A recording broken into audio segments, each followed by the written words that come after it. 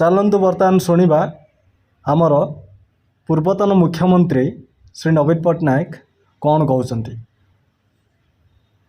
गत 6 मास भितर बीजेपी सरकार ओडिशावासी सबुठारु बड़ उपहार हेउची दरदाम वृद्धि।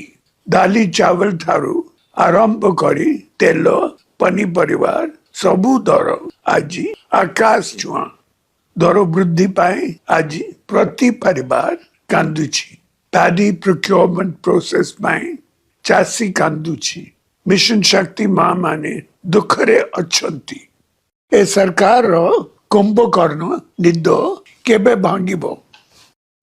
नवीन पट्टनायक सार ठीक कहते। चलतु बर्तमान शुणा मिस्टर गुलुआ भाई कोलकाता मार्केट रे अछंती से कौन कहते। आम कोलकाता मार्केट रे अछु। एठी आलू केते दीदी दीदी आलू कत टाका 28 टाका केते टाका 28 टाका आपने 28 टाका।